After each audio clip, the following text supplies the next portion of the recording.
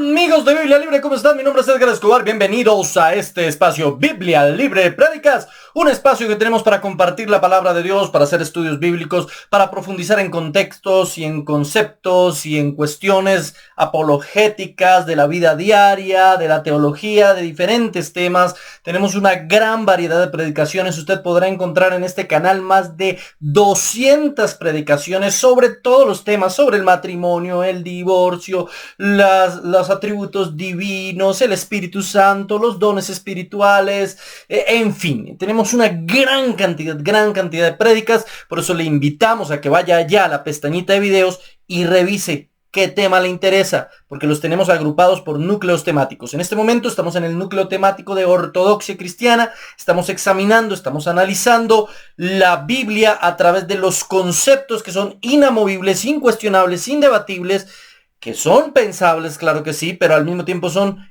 inamovibles. Eso es lo que nosotros llamamos la ortodoxia cristiana. Vimos cómo se desarrolló el dogma cristiano en los primeros siglos, hablamos de las primeras etapas de ese dogma y ahora estamos hablando precisamente de cómo se formó el canon, porque es importantísimo partir del hecho de la palabra de Dios como la única fuente de fe, doctrina y gobierno que tenemos los cristianos y siempre hemos tenido los verdaderos cristianos. Pero para eso primero tenemos que saber si es confiable la palabra de Dios. La clase anterior hablamos sobre el Nuevo Testamento, cómo se organizó el canon del Nuevo Testamento, de dónde salió, por qué son esos libros y no otros. Si usted no ha visto ese video, le invito a que vaya ahí, canon del Nuevo Testamento, y lo vea. Hoy vamos a hablar del canon del Antiguo Testamento. Pero antes de eso, ¿qué le parece si oramos? Glorificamos el nombre del Señor, pero ojo, antes de eso, comparta. Comparta este video por Facebook, por WhatsApp, por Instagram, por todas las redes posibles. Compártalo para llegar con la palabra de Dios a más personas y más. Un tema como hoy, compártaselo a todos sus amigos católicos romanos para que puedan ver con nosotros y analizar desde una perspectiva, de una óptica bíblica, escritural, histórica, si realmente los libros que ellos tienen por sagrados en el Antiguo Testamento lo son o no lo son. Así que si tiene amigos bien religiosos, bien romanistas, pues compártaselo con todo cariño, con todo amor. Nos escuchamos sin pelear, solamente porque amamos la palabra y porque amamos compartir la escritura. Oremos, ahora sí. Suscríbase. ¿Ya se suscribió? Dele suscribir. Dele like también. Haga un comentario para que esto rote mucho más y llegue a muchas más personas. Y hay un botoncito, un botón que dice unirse. En ese botón que dice unirse, usted puede también ayudar a este ministerio. Así que muchas gracias. Oremos. Amado Señor, soberano Rey, Rey de reyes y Señor de señores, gracias te damos por estar en este momento en tu presencia, porque nos permites glorificar, exaltar y proclamar tu santo, poderoso y maravilloso nombre.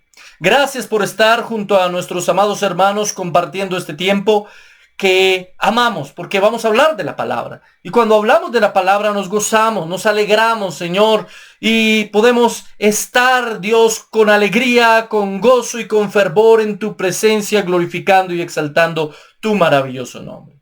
Te pedimos, Señor, que puedas venir a nuestra vida, que puedas tocar nuestro corazón y hacernos entender que esto tiene una utilidad. Porque tal vez una clase como hoy, Señor, pareciese no tener una utilidad práctica en la cotidianidad, pero sí la tiene, y grande.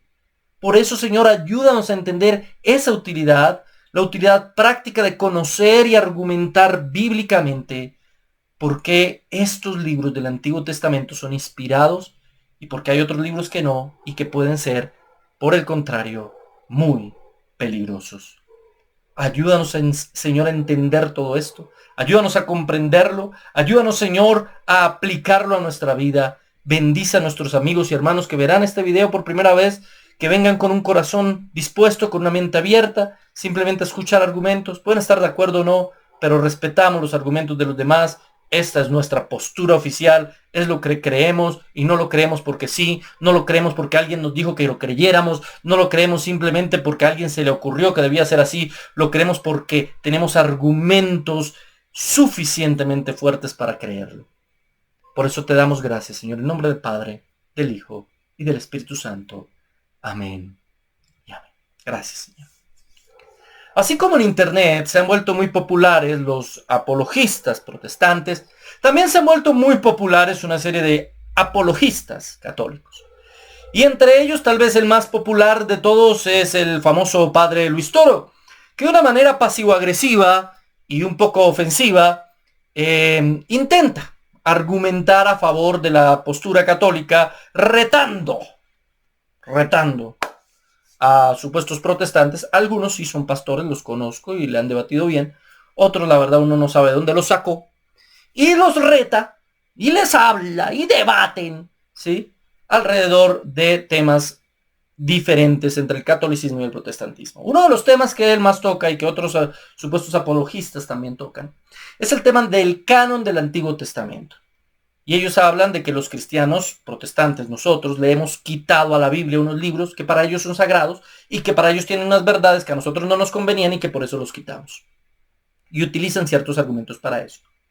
Y muchas veces nosotros como cristianos no tenemos cómo defender nuestra postura. Muchas veces he encontrado y he visto en las redes sociales que en vez de argumentar bíblicamente, que en vez de sustentar a través de las escrituras con respeto, sabiduría, lo que hacemos es pelear, insultar y mandar al infierno al que opina diferente. Y eso es absolutamente erróneo. Siempre y cuando el otro esté hablando de una manera respetuosa, aunque esté en contra de nuestra postura, debemos respetarlo, pero darle respuesta, tener argumentos. Y para eso hay que estudiar. La Biblia nos enseña de una manera absolutamente clara. Primera de Pedro, capítulo 3, verso 14 al 16. Escúchenme muy bien. Mas también, si alguna cosa padecéis por causa de justicia, bienaventurados sois.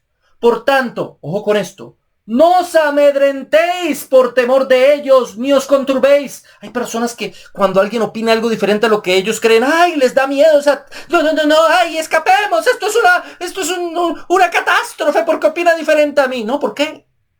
Es que tiene argumentos, mejor. Eso me obliga a mí a buscar argumentos. No, es que le está debatiendo y le está dando palo a esta creencia que es mía y que siempre la he creído. Y sé que está equivocado, pero no sé por qué. Sé que está en un error, pero no puedo argumentarle. Y lo que prefieren es rechazar, lo que prefieren es atacar, o los bloquean, o los sacan del Facebook, o los eliminan, o los sacan de los grupos. ¡No! No es eso, no nos amedrentemos, no nos dé temor. Más bien formémonos, capacitémonos, estudiemos y démonos cuenta que sí hay argumentos suficientemente fuertes para sustentar lo que creemos. Por eso dice la palabra de Dios. Por tanto, no os amedrentéis por temor de ellos, ni os conturbéis, sino santificad a Dios Señor en vuestros corazones. Miren lo importante que es, antes de entrar en un debate bíblico, entender que es un proceso. El debate es un proceso de santificación. Cuando dice, sino santificad a Dios en el Señor en vuestros corazones, a lo que está haciendo referencia es precisamente a tener el conocimiento de Dios, a poder profundizar en el concepto de la deidad, conozca más a Dios, profundice en la escritura, sepa quién es su Dios, conozca su Biblia y entonces podrá debatir. Y por eso dice, y estad preparados, estad preparados. Es un deber, mire, es bíblico, yo no me lo inventé, es un deber de todo buen cristiano estar preparado para presentar defensa de la fe.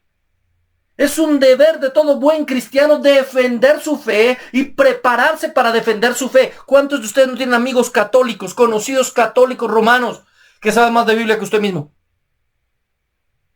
Hoy hay muchos católicos que saben más de Biblia que muchos protestantes, tristemente. Antes los protestantes nos caracterizábamos por conocer la palabra de Dios, por estudiar la Biblia. Y usted le preguntaba a cualquier cristiano y le mencionaba 20, 50 versículos. Hoy en día no le mencionan más de 5.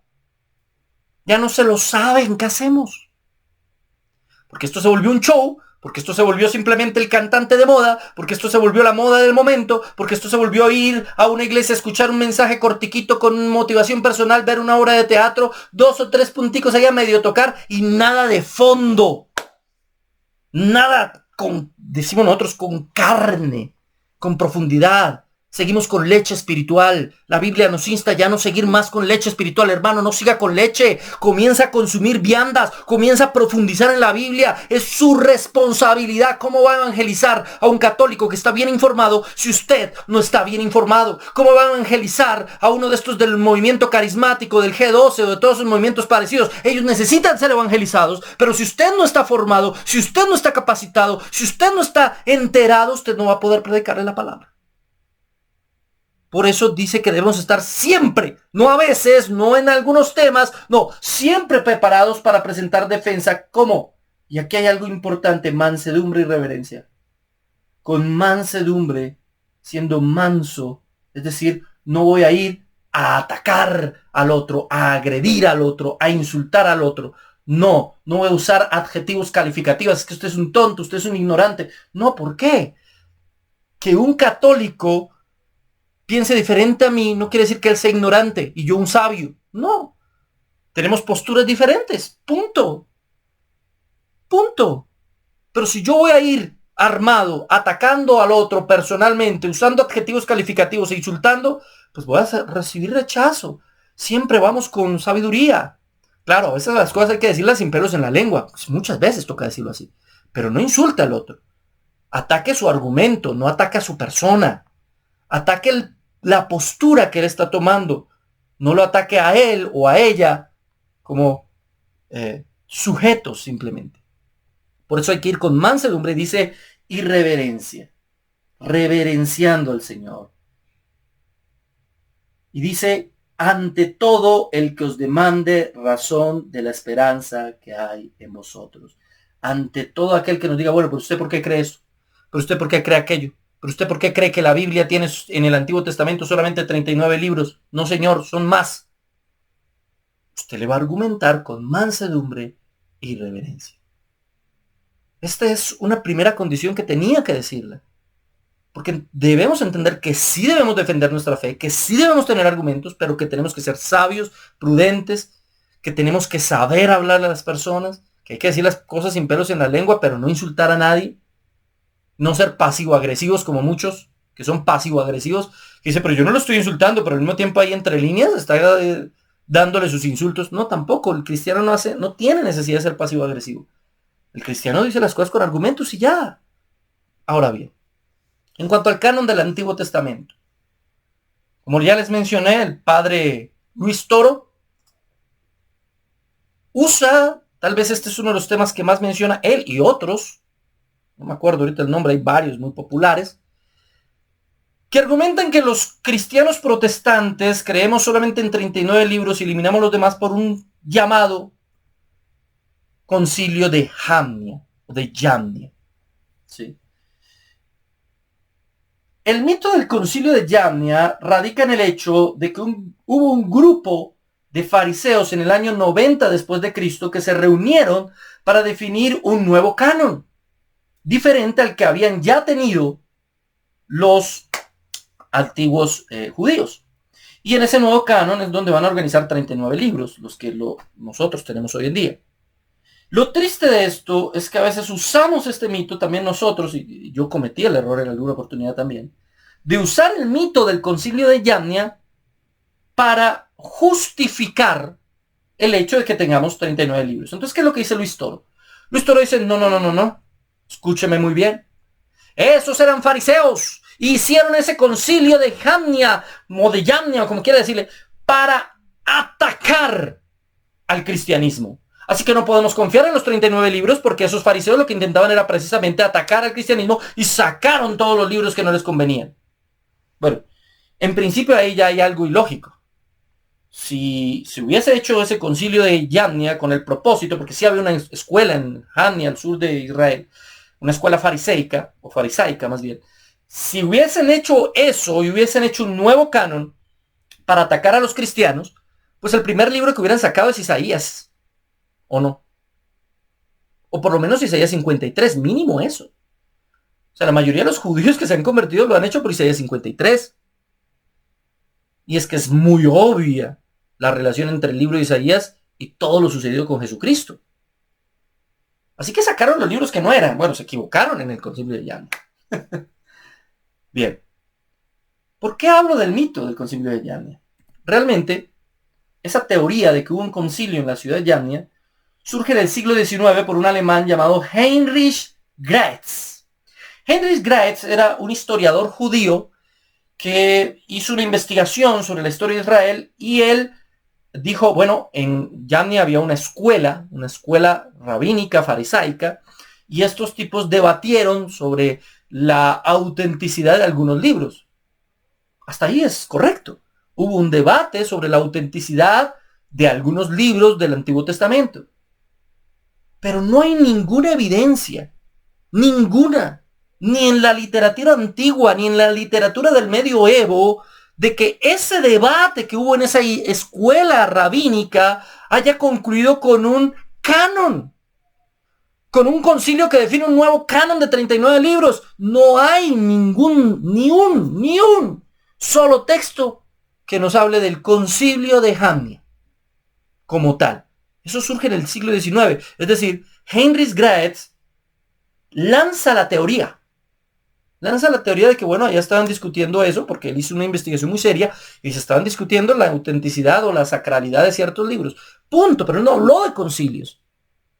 Es tiempo después en Inglaterra, donde esa teoría es recogida por H.E. Riley, famosísimo, teólogo protestante.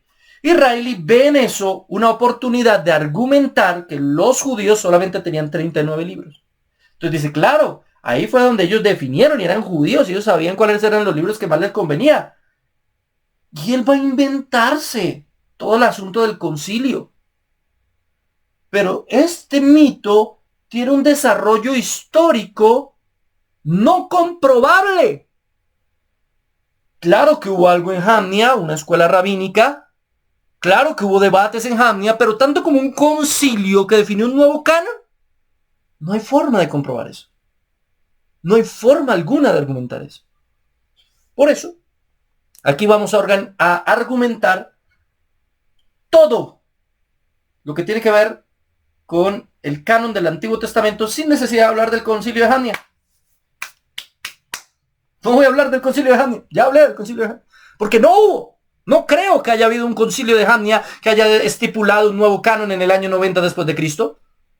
No hay una evidencia real de eso. Qué pena, señor Toro, que es el que defienda esa teoría para decir que entonces por eso es que no confían en esos 39 libros. No voy a utilizar nada. Hago de cuenta que no existió ningún concilio de Jamnia y simplemente desde los argumentos mismos del catolicismo romano vamos a demostrar o vamos a intentar demostrar incluso bíblicamente que los libros que tenemos nosotros en el Antiguo Testamento, los 39, son los libros inspirados, son libros confiables y son esos libros los que Dios decidió inspirar para las Sagradas Escrituras. Así que no voy a necesitar el concilio de Jamnia. Ahora miremos algo. Existen varios cánones.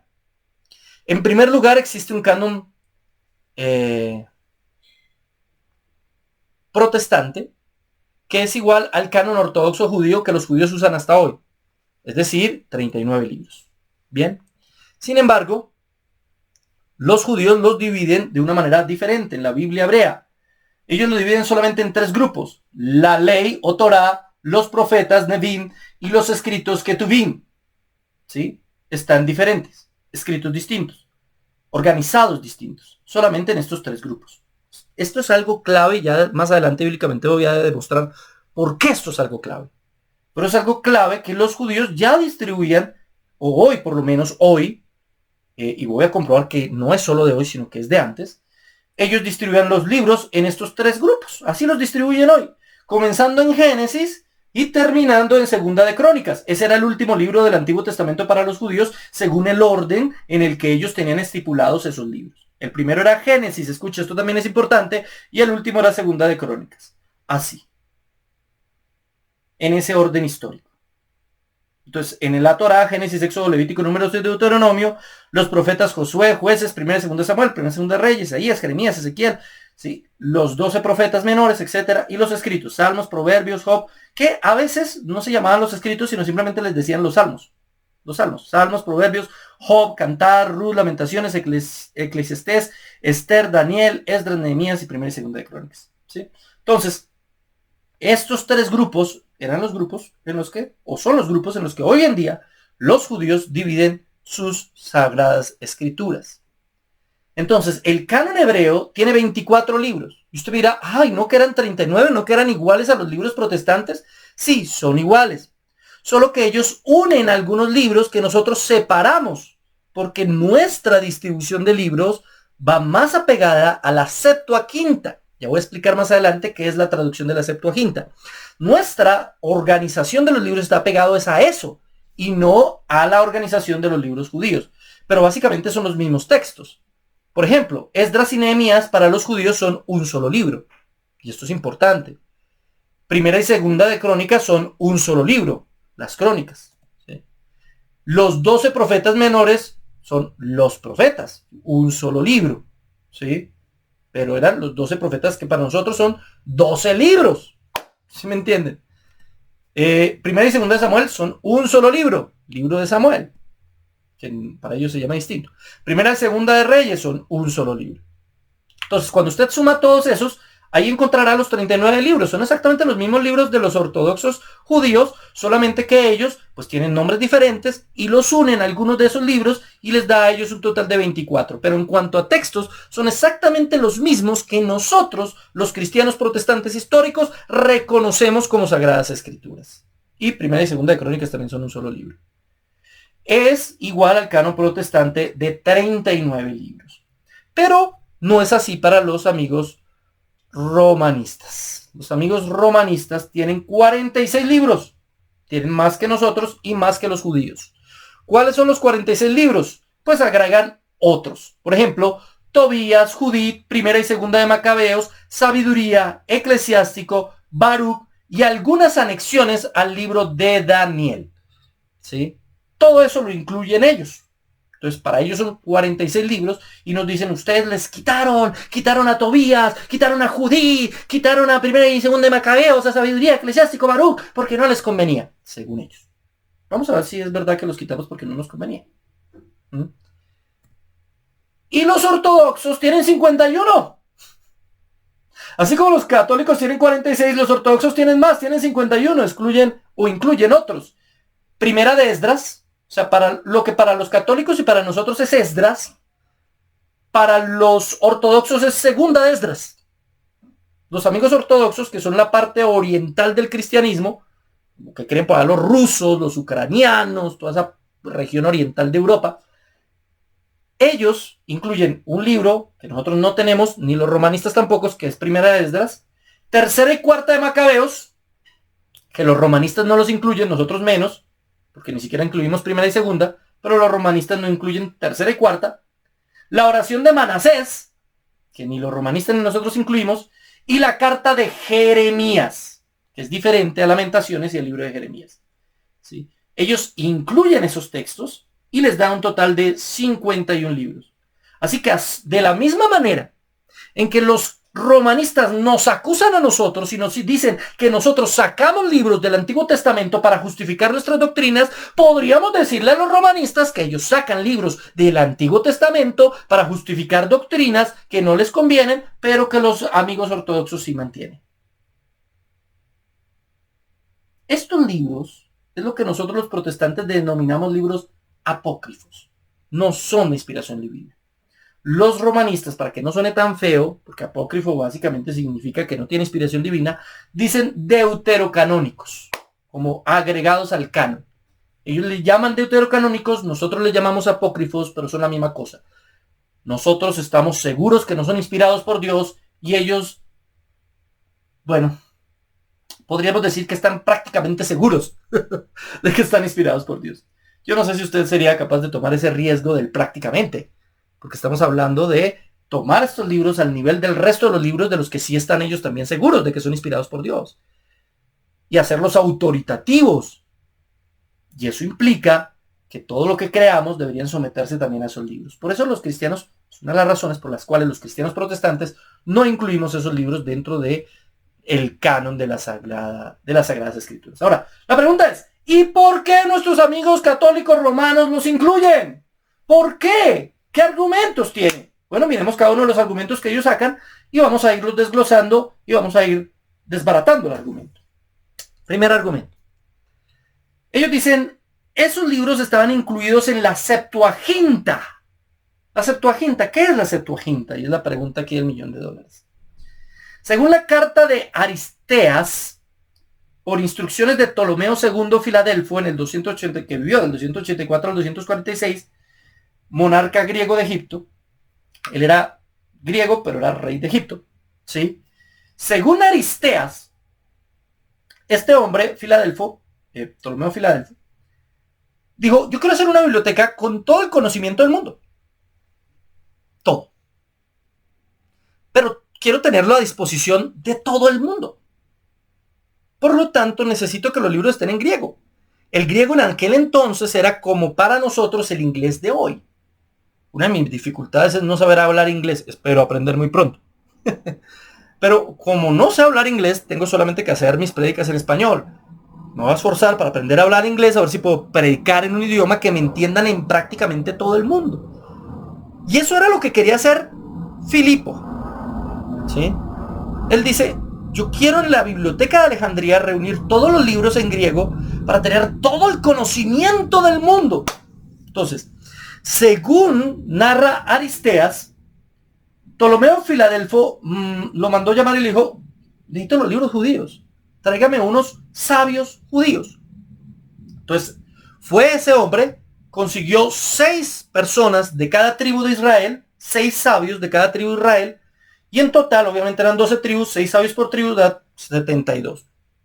No estoy haciendo malas cuentas, 72. O sea, eran 72 sabios que se reunieron para traducir del hebreo y del arameo al griego. Es la primera traducción y tal vez la más importante de la Biblia. Es tan importante esa traducción bíblica que es la traducción bíblica que usa los evangelistas, Pablo, Pedro, todo el Nuevo Testamento usa la Septuaginta. Es más, Jesús usó la Septuaginta en varios pasajes. Por eso usted notará que hay pasajes donde ellos hacen mención a un texto del Antiguo Testamento, pero usted cuando va a mirar el Antiguo Testamento está distinto. No está exactamente igual. ¿Por qué? Porque lo que el Señor estaba mencionando era la versión que él tenía, la traducción que llegó a él. Claro, el Señor seguramente no lo mencionó en griego, seguramente él lo mencionó en arameo, pero los escritores del Nuevo Testamento, Mateo, Marcos, Lucas, Juan, Hechos, las cartas, lo van a hacer en griego y van a usar la versión de los 70. Eran 72, pero ellos lo redondearon a 70. Por eso es tan importante y tan valiosa. Ahora, el problema con la Septuaginta radica en que no es un solo compendio de libros y ya. Es decir, este proceso de traducción se demoró mucho tiempo, se murió este señor Ptolomeo Filadelfo y no habían terminado la Septuaginta. En algún momento parecen haberla terminado y después llegan y dicen, no, ¿por qué no incluimos estos otros libros? E incluyen libros extra. Es decir, no existe un solo compendio unificado de los libros que hacían parte de la Septuaginta. No podemos hablar y decir la Septuaginta es esto. Depende. ¿En qué momento histórico? Obviamente lo primero que ellos tradujeron fue la ley, la Torá. Luego tradujeron a los profetas, luego tradujeron el libro de Esther, Daniel. De hecho, de lo último que tradujeron al griego fueron los libros apócrifos. Misteriosamente para la trama. ¿Me hago entender? Así que decir que porque estaba la Septuaginta y los apóstoles usaron la Septuaginta, entonces son los libros que hacen parte de la Septuaginta, como si la Septuaginta fuera una sola cosa unificada, históricamente terminada y completa, es ser bastante pretencioso e ignorar el proceso de traducción y el proceso histórico que llevó a la construcción de esta importante traducción de la Biblia. Ahora bien, la Septuaginta, como ya dijimos, tiene diversas versiones. No hay una sola versión de la Septuaginta. Depende del tiempo histórico del que usted está hablando, encontrará más o menos libros en la Septuaginta. Comenzando por ahí. Así que decir que tienen que ser los libros que están en la Septuaginta, como dicen nuestros amigos romanistas, pues no necesariamente es cierto. Ahora, existen libros en la Septuaginta que no están en la versión romanista. Por ejemplo, Primera de Esdras, que sí lo incluyen los ortodoxos y ya hablamos de él. Tercera y Cuarta de Macabeos, que sí lo incluyen los ortodoxos y ya hablamos de él. Odas, que es un libro judío, que no lo incluyen ni ortodoxos, ni católicos, ni protestantes, ninguno de nosotros. No incluimos el libro de Odas. Y está en la Septuaginta. ¿Sí? Los Salmos de Salomón. Está en la Septuaginta y ni católicos, ni protestantes, ni ortodoxos los reconocemos como sagrados. Entonces, el argumento romanista de aplicar y decir es que la Septuaginta es la que nos demuestra qué libros son sagrados, porque lo que ellos tradujeron es lo que estaba ya designado por los judíos como libro sagrado, es pretencioso e ignora su propia elección de libros sagrados. Así que la Septuaginta no puede ser tomada como una referencia para definir cuáles libros son sagrados y cuáles no. Claro que los libros sagrados fueron traducidos y están en la Septuaginta, claro que sí. Pero además de estos, la Septuaginta incluye el libro de Enoc, el libro de los jubileos, el Apocalipsis de Baruch, Paralipomenos de Baruch y adicionales de libros como Samuel, de libros como Jeremías, de una cantidad de adicionales, de textos añadidos, adheridos a esos libros. Y entonces todo esto está en la Septuaginta. Porque si el criterio de evaluación es la Septuaginta, no incluimos todo eso? Entonces incluyamos todo eso. No. Ni católicos, ni ortodoxos, ni protestantes incluyen todos estos textos. Ni siquiera el libro de Enoc, del cual nos habla Judas, y ya más adelante hablaré de eso. Ni siquiera el libro de Enoc. Así que la Septuaginta no puede ser un criterio de evaluación. Segundo, Filón de Alejandría usó la Septuaginta, pero nunca un apócrifo. Segundo argumento para estar en contra de la Septuaginta como un estándar de qué debería ser o qué debería incluir a los libros sagrados. Filón de Alejandría es un hombre muy importante de los primeros siglos que va a mencionar muchísimos textos bíblicos de la Septuaginta, muchísimos, y nunca mencionó un texto apócrifo. Todos los textos que Filón de Alejandría mencionó eran los mismos 39 que tenemos nosotros. Tercero, y este es tal vez el más clave de los argumentos, Flavio Josefo dice que los apócrifos no eran considerados sagrados. Y no solo eso, sino que limita mucho más los textos sagrados. Miremos lo que dice y Flavio Josefo. ¿Quién fue Flavio Josefo? Algunos dicen que Flavio Josefo nunca habló de Jesús. Se equivocan, sí habló. Sí hablo, no tanto como en algunas versiones extendidas, pero sí hay referencias. Después hablo de eso. Pero Flavio Josefo hace esta tremenda mención sobre los libros apócrifos. Tengo que leerlo, es un poco largo, disculpe. Dice Flavio Josefo, historiador judío del primer siglo: por esto, entre nosotros no hay multitud de libros que discrepan y disienten entre sí. Ojo con lo primero que está diciendo Flavio Josefo. No tenemos una gran cantidad de libros que se contradigan. No, nuestros libros no se deben contradecir porque son palabra de Dios. ¿Cómo se va a contradecir Dios? Eso es importante, ya vamos a ir a eso. Sino solamente 22 libros. Hermano, ¿cómo me va a decir 22? ¿Que no eran 24 libros? Pues recuerde que estamos tomando aquí la manera en que los judíos contaban los libros. ¿Por qué 22 y no 24? Bueno, algunos dicen, no se sabe exactamente por qué él menciona 22, pero algunos dicen que él está mezclando un par de libros más y los está uniendo. Otros dicen que es que en la versión que él tenía, lo que le llega hasta su época, pues no eran sino 22 libros. Sea lo que sea, esos 22 libros no incluyen a los apócrifos. No incluyen a los apócrifos. Dice, 22 libros que abarcan la historia de todo tiempo y que con razón se consideran divinos. Y sigue diciendo Flavio Josefo, de entre ellos 5 son de Moisés y contienen las leyes y la narración de lo acontecido, desde el origen del género humano hasta la muerte de Moisés. Este espacio de tiempo abarca casi 3000 años.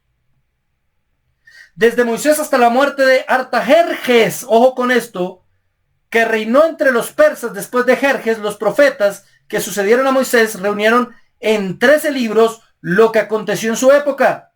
Los 4 restantes ofrecen himnos en alabanza a Dios y preceptos utilísimos a los hombres. Flavio Josefo contra Pión, libro 1, verso 8. Para que no diga que me lo inventé. Flavio Josefo está diciendo, miren señores, tenemos estos libros, los demás libros no los consideramos sagrados, son solo estos, desde Moisés hasta Artajerjes, y ahí hay algo clave, porque la mayoría de los libros apócrifos son posteriores a Artajerjes. Primera, segunda, tercera, cuarta de Macabeos, posterior a Artajerjes. ¿Me hago entender?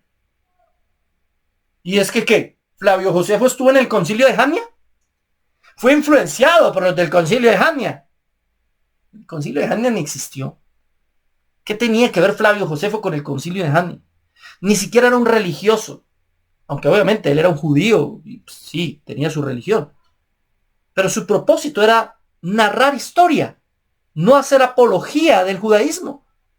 O combatir el cristianismo. Y es claro como Flavio Josefo argumenta la existencia mucho más limitada de un canon. Y la existencia ya de un canon. Porque claro que existía el canon. Y Jesús mismo lo va a comprobar después. Esto es importante. Jesús excluyó siempre a los libros apócrifos. Jesús va a mencionar prácticamente todos los libros del Antiguo Testamento. Si usted coge 24, o sea, de la manera en la que están organizados los libros para los judíos, 24 libros, si usted coge así, usted encontrará que Jesús mencionó todos los 24. De una u otra manera. Una pequeña mención, un pequeño nombre, un pasaje leído. Pero ¿por qué nunca habló de Macabeos? ¿Por qué nunca habló de Primera de Esdras? ¿Por qué nunca habló de Baruch? ¿Por qué nunca habló de Tobías o de Judith? Porque no los consideraba sagrados. Nuestros amigos romanistas toman ahí algunos versículos como, ¿sí? Jesús dijo, amarás a tu prójimo como a ti mismo. Ay, vea, eso está por acá en el libro apócrifo de no sé qué. Donde por allá rebuscadamente el texto habla algo del amor. Pero no tienen nada, ni se parece el versículo a lo que está mencionando Jesús. O sea, los intentan acomodar a la fuerza para decir, vea, Jesús sí habló del libro apócrifo. Mentira. Acomodado a las malas. A las malas. Eso es hacer eisegesis. Es intentar que el texto diga lo que ellos quieren que diga. Pero sí está clarísimo cuando habló de Génesis. Sí está clarísimo cuando habló de Job. Sí está clarísimo cuando habló de Jonás. Está clarísimo cuando habló de Isaías. Está clarísimo cuando habló de Daniel. Está clarísimo cuando habló de Jeremías. Hermano, claro, clarísimo. Por eso les digo, no es ni siquiera una cuestión que uno defina. Lo definió el mismo Jesús y vamos a comprobarlo. Lucas capítulo 11, versos 50 al 51. Mire lo que dice la Biblia. El Señor está hablando. Para que se demande de esta generación la sangre de todos los profetas que se ha derramado. Todos los profetas. ¿Y dónde estuvieron los profetas? La sangre de todos los profetas que se han derramado. Desde la fundación del mundo. Desde la sangre de Abel, primer profeta. Abel fue profeta. ¿Cómo fue profeta Abel? ¿En qué sentido? ¿Cuándo profetizó Abel? ¿No se ha puesto usted a preguntar eso? Pues es que Abel es profeta porque lo que está escrito sobre él es revelado por Dios, por lo tanto es palabra de Dios, por lo tanto es Dios hablando, por lo tanto es una profecía. Está hablando de lo inspirado por Dios. ¿Sí? Desde la sangre de Abel hasta la sangre de Zacarías, que murió en el altar y en el templo, si os digo que será demandada de esta generación. Desde Abel hasta Zacarías. Oh. Lo mismo dice, miremoslo acá, Mateo 23:35. Para que venga sobre vosotros toda la sangre justa que se ha derramado sobre la tierra, desde la sangre de Abel el justo hasta la sangre de Zacarías. Ahora no está hablando de justicia, no de profecía. Hijo de Berequías, pero no está hablando de siervos de Dios. A quien matasteis en el templo, en el altar. La Biblia judía, ya vimos, está organizada desde Génesis hasta Crónicas, Segunda de Crónicas, donde nos narra a Abel en Génesis, donde nos narra a Zacarías, Segunda de Crónicas. Ahí está el espacio de lo revelado, de Abel a Zacarías, de Génesis a Segunda de Crónicas. Ese es el espacio de los profetas. Después de la muerte de Zacarías está Primera y Segunda de Macabeos, Tercera y Cuarta de Macabeos, está todos esos libros. Lo que el Señor está aquí hablando, lo que el Señor aquí está diciendo es, de aquí a aquí están los que recibieron la revelación. Y de aquí a aquí encontramos, oh sorpresa, los 39 libros que nosotros tenemos. ¡Oh sorpresa! Sí, mi hermano. Jesús mismo está descartando los libros apócrifos. Jesús mismo está argumentando que después de Zacarías no hubo revelación. Hasta Juan, que va a ser el último de los profetas. Estoy hablando del Bautista. El último de los profetas, al estilo del Antiguo Testamento. Al estilo de Zacarías. Al estilo de otros profetas. Jeremías, Isaías. ¿Quién? Juan el Bautista. Elías, sobre todo. Por eso hoy, mi hermano querido, los profetas ya no son iguales. Claro que hay profetas, sí hay profetas. Hermano, es que usted no cree en el ministerio de la profecía. Claro que lo creo. Pero al estilo del Nuevo Testamento, como lo enseña Pablo, edificación, exhortación y consolación, no para predecir el futuro. No necesitamos que nadie nos prediga el futuro porque ya está en la Biblia. La revelación está cerrada. Por eso todo el que se denomina profeta y quiere Dios me mostró y así dice Jehová, así dice el Señor, comienzan.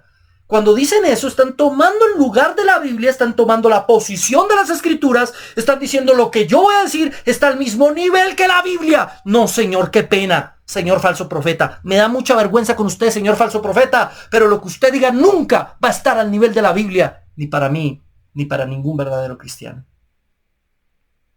Pero hay que hacerles caso, porque si así dice Jehová, si así dice el Señor, ¿cómo no le vamos a hacer caso? No. El último de los profetas, al estilo del Antiguo Testamento, al estilo de la disciplina de los profetas llamados antes, fue Juan, porque después viene Jesús, que también es profeta, y él cambia esa forma, él da la profecía final, la palabra final, y a partir de él, porque recuerden que Jesús es sacerdote, rey y profeta, ¿sí? A partir de él los profetas somos los que repetimos lo que él dijo. Esos somos los profetas. Los que predicamos la palabra de Cristo, los que predicamos la palabra de Dios, anunciamos. Es que profeta no significa otra cosa que alguien que habla en vez de otro. ¿Sí? Es el mensajero, el que a mí me mandaron decir tal cosa. Ese es el profeta. En la época del Antiguo Testamento y hasta Juan, no había una revelación completa. En el Antiguo Testamento no la había. Cuando se termina el Antiguo Testamento, la revelación completa del Antiguo Testamento, se callan los profetas. ¿Y eso cuándo fue? En Zacarías, lo dice el Señor Jesucristo. Ahí se terminan los profetas, en Zacarías. Pero después de los 400 años de silencio, viene Juan el Bautista. ¿Por qué? Pues porque va a venir Jesús al mismo tiempo, 6 meses después. Y van a traer la profecía final. Y todo lo que ellos van a enseñar, y todas las profecías que va a dar Pablo, y que va a dar Pedro, y que va a dar Juan, todo eso viene en el contexto de lo que Jesús enseñó. Pero ya no van a ser los apóstoles, profetas al estilo del Antiguo Testamento. No, porque ellos son apóstoles. Ellos son enviados por Cristo mismo. Ellos ya tienen una verdad que Cristo les enseñó. Alguien me decía, no, es que a Pablo no lo enseñó Cristo mismo, porque dice la Biblia que él escuchó una voz. No dice nunca que vio a Jesús. No, hombre, póngase serio. Pablo claramente dice que en Egipto recibió la palabra de parte del mismo Jesucristo, que a él no se la enseñó Pedro, que a él no se la enseñó Juan, que a él no se la enseñó Jacobo. El mismo Cristo es el que va a enseñarle al apóstol Pablo. Por eso los apóstoles tampoco existen hoy en día. No al estilo del Nuevo Testamento. Los apóstoles de hoy en día son los enviados, son los misioneros, los que tienen una misión específica para hacer en el nombre del Señor, pero no en el estilo de los 12 que tenían palabra de Dios. Y es que hoy se hacen llamar apóstoles y profetas para usurpar la palabra de Dios y decir que lo que ellos dicen está al nivel de la Biblia y así nadie los puede contradecir, así nadie los puede debatir y ellos tienen poder absoluto sobre la gente y hacen que las personas hagan lo que a ellos les venga en gana. Absolutamente antibíblico. Entonces, a diferencia de algunos hermanos que opinan que ya cesó el ministerio de la profecía y ya cesó el ministerio del apostolado, yo no creo que haya cesado ninguno de esos dos ministerios. Solo creo que hoy operan muy diferente. Porque eso es lo que la Biblia termina demostrando. El profeta de hoy es el que predica. El apóstol de hoy es simplemente el misionero, el enviado con una misión especial. Punto. Pero ninguno de los dos está al nivel o está en el mismo sentido del profeta del Antiguo Testamento o de los apóstoles del Nuevo Testamento. Porque la Biblia, la iglesia es fundamentada, está bajo el fundamento de los apóstoles y profetas, clarito. Eso lo dice la Escritura. Y la piedra principal, ¿quién es? Cristo. Apóstoles, profetas. De ahí para arriba comencemos a construir. Pero lo que construimos ya es diferente. El fundamento lo pusieron ellos. Lo que construimos nosotros no son nuevas ideas nuestras. Se basan en el fundamento. No sé si me hago entender. Ahora, Jesús no se quedó con eso solamente. Lucas, en el capítulo 24, 43 a 45, dice, y él tomó y comió delante de ellos. Verso 44. Y les dijo, estas son las palabras que os hablé estando aún con vosotros, que era necesario que se cumpliese todo lo que está escrito de mí. Ojo, ¿dónde está escrito de él?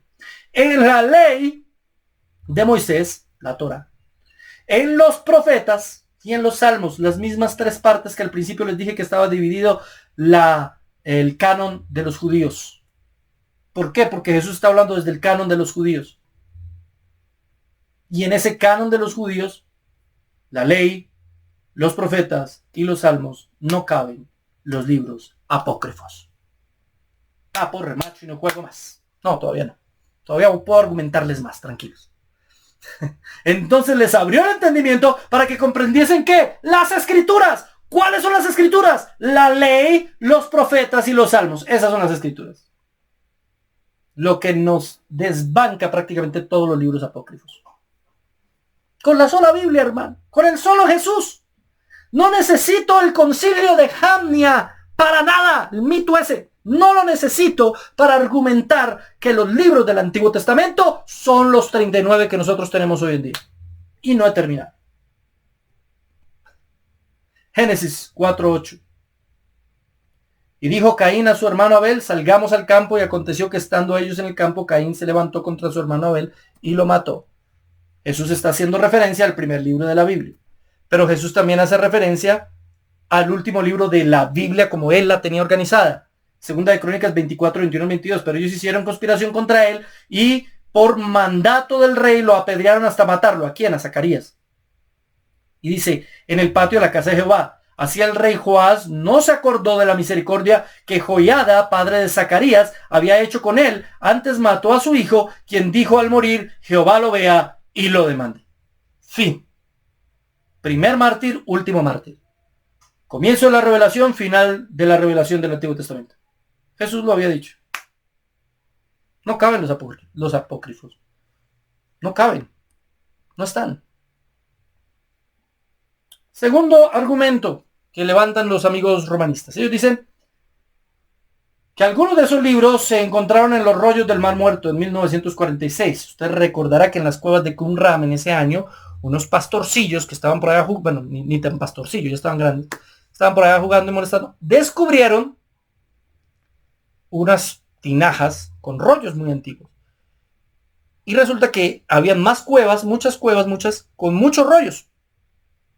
Y ahí estaban los libros de la Biblia, unos manuscritos muy antiguos, supremamente antiguos, que al corroborarlos con la Biblia que tenemos hoy, nos demuestra que la Biblia que tenemos hoy es supremamente fiable, muy confiable, porque se parece muchísimo a esos rollos que son supremamente valiosos, porque algunos de esos manuscritos son de los más antiguos que tenemos. Ahora, son fragmentos, no hay un rollo así completo. Casi todos tocó armarlo cual rompecabezas, ¿sí? Hay que entender eso. ¿Y qué pasa? Que esos libros apócrifos estaban en esos rollos. Estaban en los que fueron descubiertos en Qumran. Entonces los romanistas dicen, ¿sí ven? Si estaban ahí, es porque eran considerados sagrados por los esenios, que eran los que guardaban esos libros. Ellos consideraban sagrados esos libros. Por eso están ahí, incluidos. ¡Ja, ja! Lo descubrimos. ¿Será cierto? El problema es que en Qumran se encontraron otros muchos libros. Libros completamente apócrifos que ni los católicos consideran que sean libros sagrados. Como el libro de los jubileos, el libro de Enoch, los testamentos de los patriarcas, entre otros muchos. Es más, había libros de contabilidad, había libros de normas éticas y disciplinarias de los esenios. Había una cantidad de libros, muchísimos, de otros que no tienen nada que ver con lo revelado, que no tienen nada que ver con la Biblia. Entonces no era para nada de extrañarse que los libros apócrifos estuviesen dentro de los que encontraron en el Mar Muerto. Por eso, decir que porque encontraron los libros apócrifos en el Mar Muerto, en las cuevas de Qumran, entonces esos libros tienen que ser sagrados, es una total falacia. Porque entonces incluyamos todos los demás, hasta el libro de contabilidad de los esenios. ¿Quién va a pensar que el libro de contabilidad de los esenios era un libro sagrado? Es absurdo. Tercero, fueron usados por la iglesia primitiva. El Nuevo Testamento cita la Septuaginta. Ya dijimos que sí, claro que el Nuevo Testamento cita la Septuaginta, pero solo de los libros inspirados, nunca de los libros apócrifos. Ahora, la iglesia primitiva usó libros apócrifos? Sí. ¿Del Antiguo Testamento? Sí. ¿Los consideraban al nivel de los demás? Ah, eso es diferente. Eso es distinto. ¿Los usaron? Claro. ¿Los leían? Sí. ¿Pero los consideraban? No. Usted no encontrará una sola referencia en los grandes padres de la iglesia apostólica. Los padres apostólicos, ¿recuerdan? Los discípulos, de los que ya les hablé en alguna prédica. Usted no encontrará ni una sola referencia de ellos dándole carácter de sacralidad a ningún libro apócrifo. Ninguno. ¿Por qué los usaban? Sí, los mencionan. Como dice el libro de Macabeos, esto pasó ahí. Pues porque muchos de estos libros son valiosos en el sentido histórico. Tienen cosas históricas que nos ayudan a comprender mucho mejor la Biblia. Pero no porque fueran sagrados para ellos. Por eso no quiere decir que los usaran como sagrados. No hay una sola cita clara de un apócrifo en el Antiguo Testamento, en el Nuevo Testamento. Ni una sola cita. O sea, no solamente que Jesús no los mencionó, sino que ni Pedro, ni Pablo, ni Lucas, ni Santiago, ninguno de los escritores, ni Judas, del Nuevo Testamento mencionan un solo pasaje claro de los libros apócrifos. O por lo menos de los libros apócrifos que tienen los romanistas, porque libros apócrifos ya aparecen. Ya voy a demostrar por qué. Dicen ellos, es que el concilio de Roma en el 332 y el de Cartago en el 397 aprobaron. ¿Y eso es muy confiable? Porque esos concilios aprobaron que esos 41 libros esos eran, entonces ya, esos 46, perdón, libros esos eran, sí, ya, probémoslo. ¿No? ¿Por qué? Otros concilios aprobaron el Evangelio de Tomás, por ejemplo. Entonces incluyamos el Evangelio de Tomás. Otros concilios lo incluyeron. Hubo concilios que desaprobaron el Apocalipsis. Entonces quitemos el Apocalipsis porque hubo un concilio que quitó el Apocalipsis. No solo uno, más de uno. ¿Sí? De hecho, fueron más los concilios que no consideraron a los apócrifos que los concilios que sí consideraron a los apócrifos. Es que el problema es que para los romanistas eso fue un proceso perfecto. Pero no fue así. Fue un proceso de años, de estudio, de debate,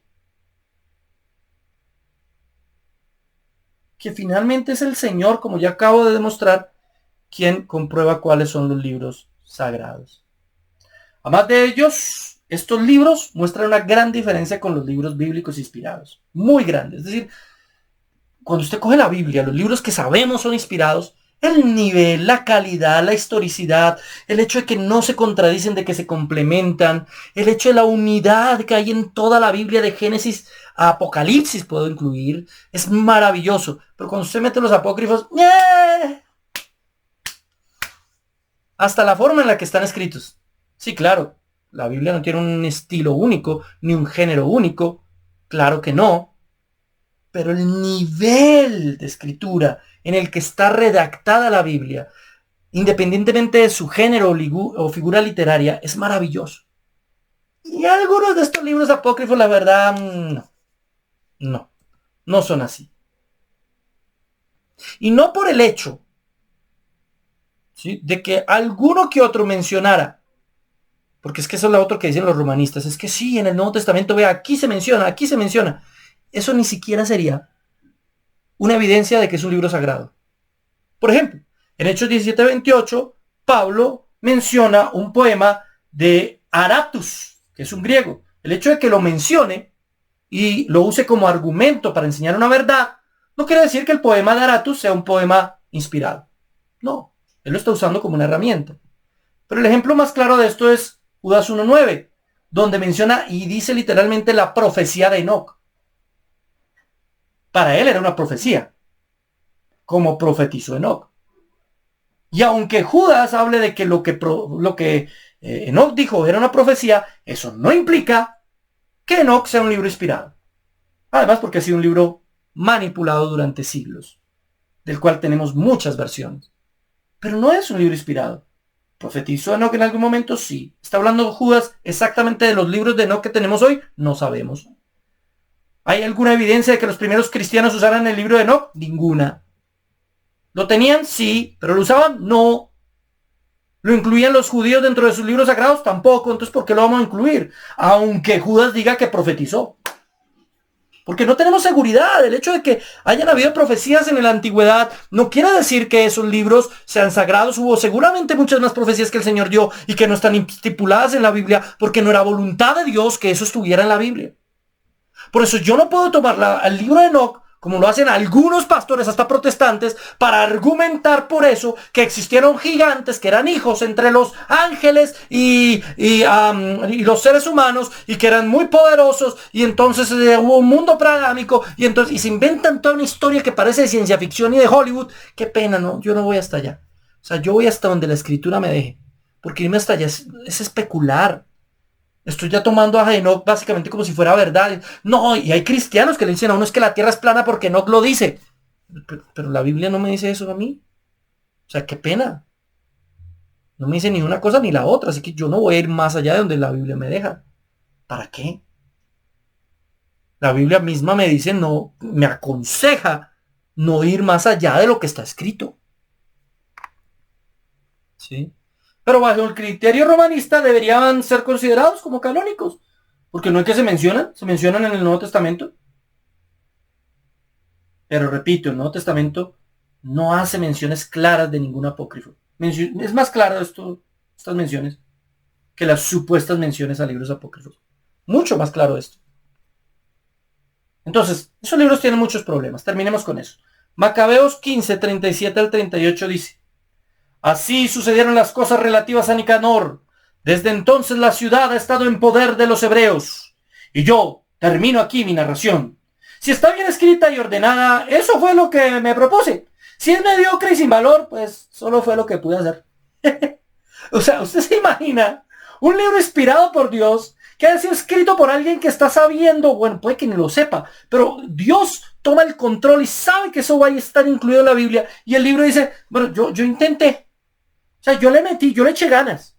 O sea, yo no sé si quedó bien o quedó a medias. O sea, honestamente, eso es lo que dice el autor en Segunda de Macabeos. Yo no sé si esto está bien. Pero eso fue lo que quise, lo que pude. No puedo hacer más. Esto fue lo que pude redactar, no pude redactar más. ¿A usted le parece esto inspirado por Dios? Cuando el mismo autor del libro se está excusando por si se equivocó. Que la Biblia no es inerrable. Y eso lo creen los romanistas también. Otro ejemplo. Eclesiástico 1, en el prólogo dice: así lo hizo mi abuelo Jesús. No Jesús, sino otro Jesús. ¿Sí?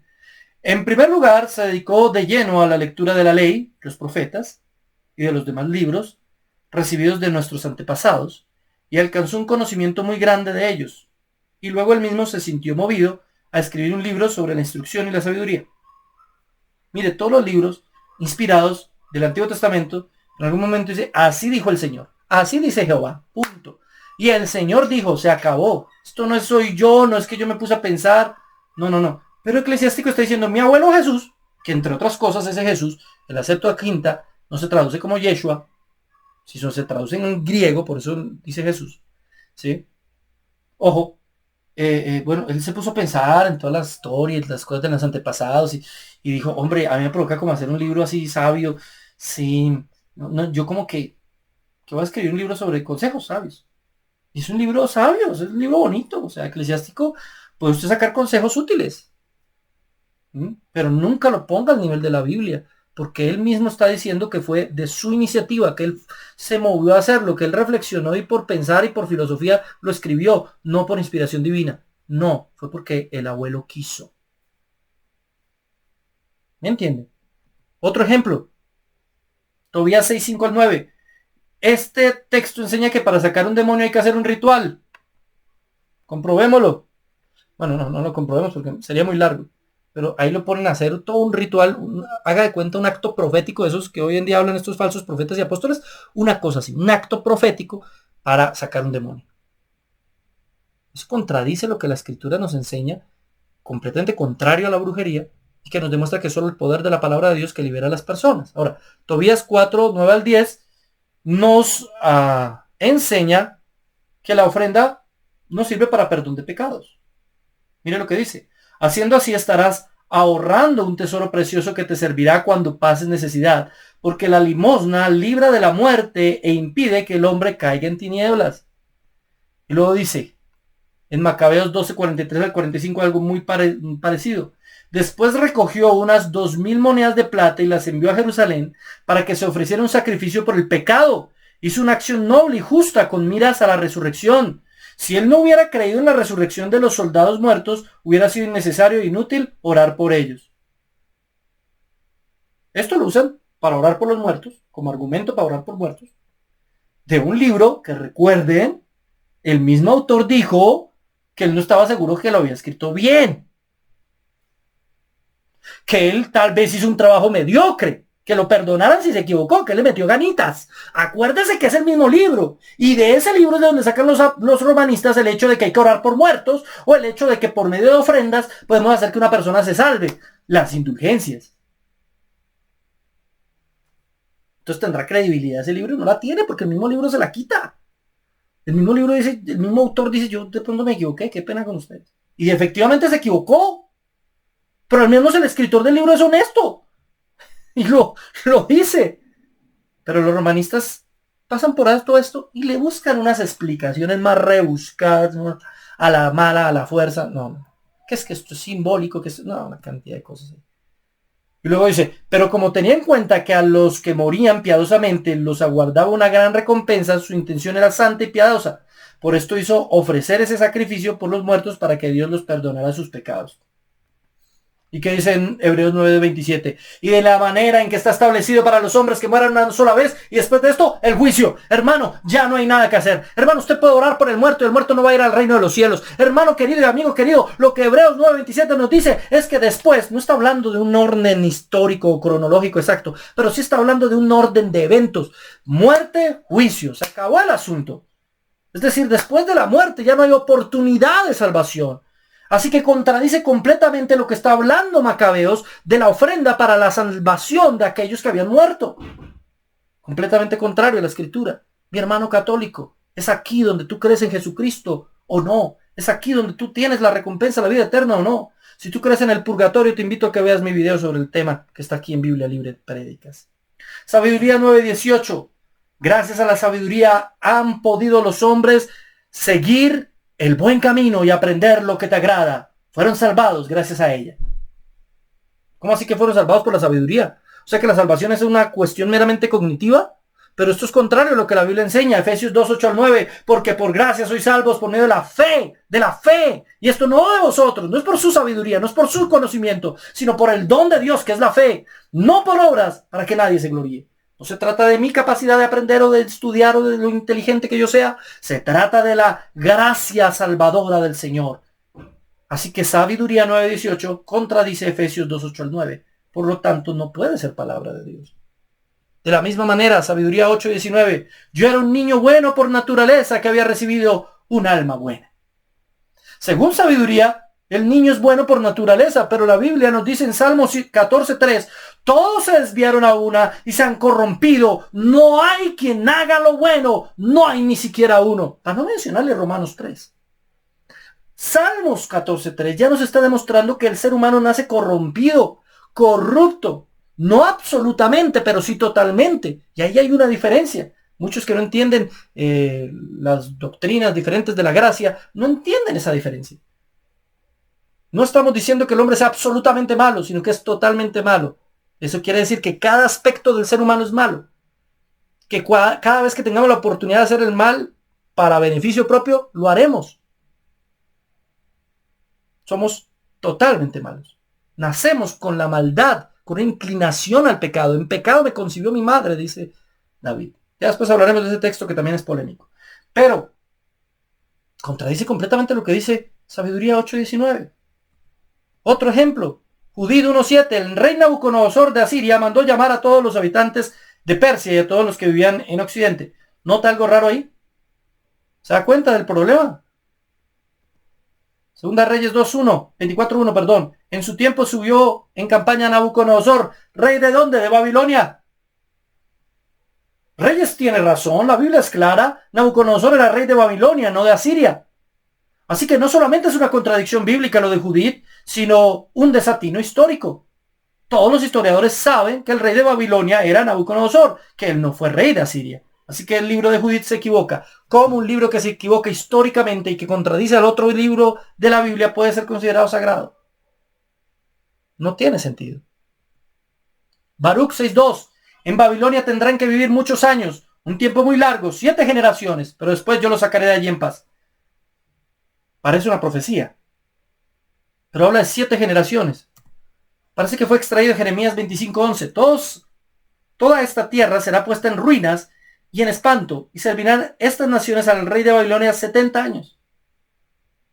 Una generación no puede ser de 10 años. Es claro, ellos estuvieron allá 70 años. Históricamente estuvieron 70 años.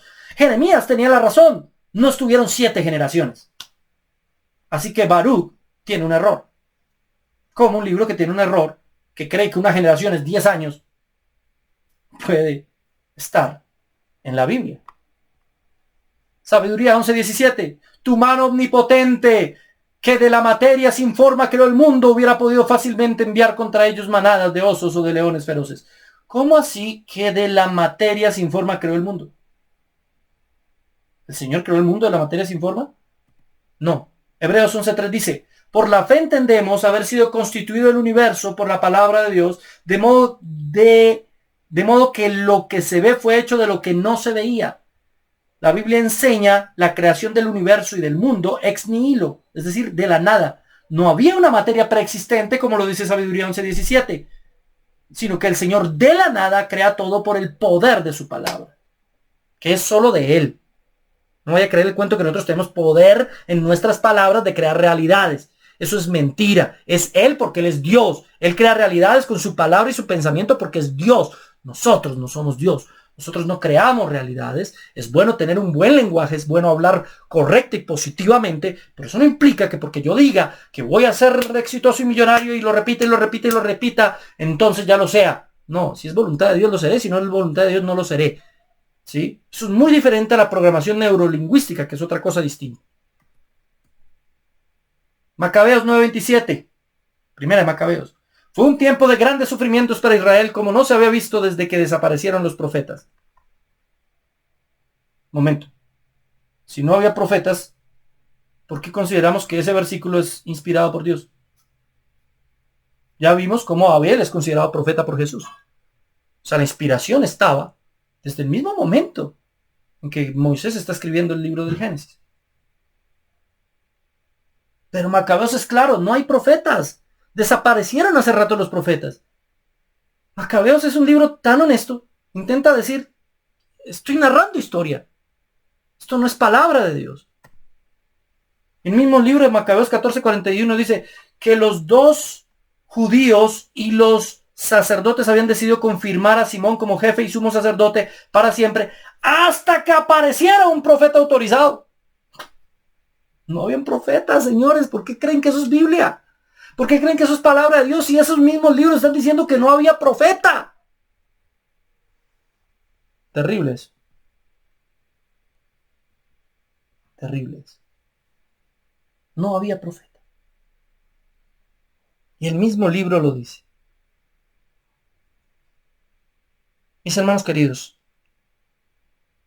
en este corto tiempo he intentado demostrar que los 39 libros del Antiguo Testamento son los libros inspirados por Dios. Que esos otros libros que agregan los amigos romanistas solo les sirven a ellos para justificar falsas doctrinas. Y es que lo peligroso de esto es que con eso ganan dinero. Justifican las misas por los muertos, por ejemplo, para recibir gran dinero. Justifican las oraciones por muertos, los rituales que son medio mágico, místico, maravillosos, medio brujería. Todos esos rituales que tienen los romanistas los justifican con esos textos.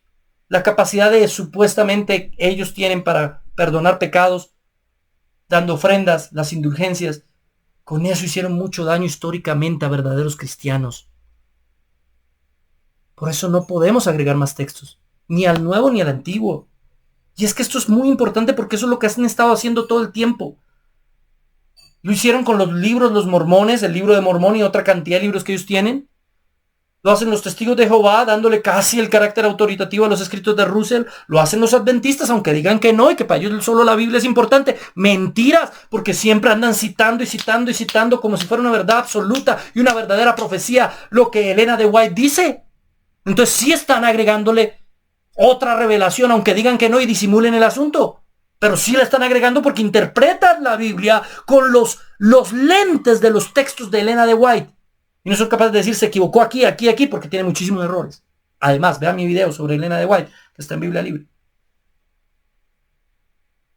Y hoy en día, los que pertenecen a estas doctrinas apostólicas, proféticas, y sacan sus libros y los venden por todo lado, y les dicen que compren su cobertura, que ellos le están dando la verdad, están haciendo lo mismo. Están añadiendo nuevos textos, nuevas revelaciones, manipulando y diciendo lo que les venga en gana. Y estos cristianos que no estudian, y por lo tanto tampoco podría llamarlos así, estos hombres y mujeres que van a esas congregaciones y no tienen comunión con Cristo y la palabra, creen todo lo que sus líderes les dicen como ovejas, y como ovejas son llevados al matadero. No son las ovejas del buen pastor, son un rebaño cuidado por lobos. Y hacia allá van, a la perdición. Por eso es tan importante delimitar los 66 libros de la palabra de Dios.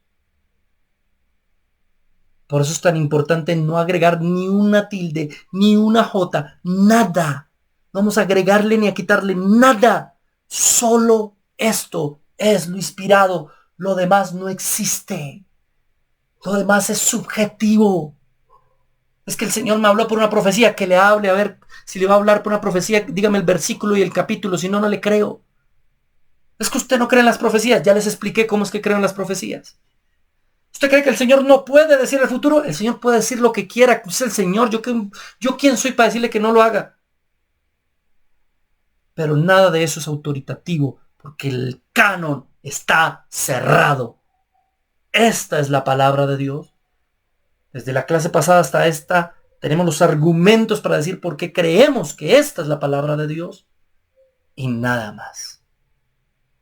Si aprendiéramos los cristianos esto, nos evitaríamos tantas herejías, tantas mentiras, tantos engaños.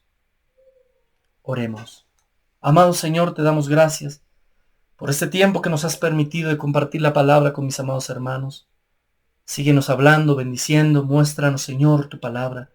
Ayuda a aquellos que hasta ahora están escuchando esto, nuestros amigos católicos romanos, a que se den cuenta que están en un error y que sus líderes se han empecinado en decir que esos textos son sagrados solo porque esos textos justifican prácticas ancestrales que les han dado a ellos grandes ganancias y porque sería una pérdida terrible ante el orgullo humano el decir que durante siglos han predicado unos textos que no son inspirados por Dios. Ayuda, Señor, a mis hermanos cristianos de otras denominaciones que creen en profecías y en cosas extra bíblicas como revelación final, a que se den cuenta que solo la Biblia debe ser su única fuente de doctrina, enseñanza y palabra. Solo la Biblia. La Biblia es suficiente. La Biblia es completa. La Biblia tiene todo lo necesario para salvación y santificación. No necesito que me hable el profeta fulanito, ni el líder sultanito, ni el de aquí, ni el de allá. Con la palabra de Dios tengo todo lo que necesito. El problema, Señor, de los cristianos de hoy es que son cristianos que ya no aman la palabra, que ya no estudian la palabra y por lo tanto no son cristianos. El verdadero cristiano ama la palabra, estudia, profundiza, argumenta y se fortalece con las escrituras. Te pido, Señor, que nos ayudes a entender esto con todo el corazón. En el nombre del Padre, del Hijo y del Espíritu Santo. Amén y amén. Muchas gracias por habernos acompañado. Comparta este video por todas sus redes sociales. Dele like para que se vea más. Haga un comentario para que llegue a muchas más personas. Dios los bendiga. Dios los guarde. Seguimos aquí en Biblia Libre Prédicas.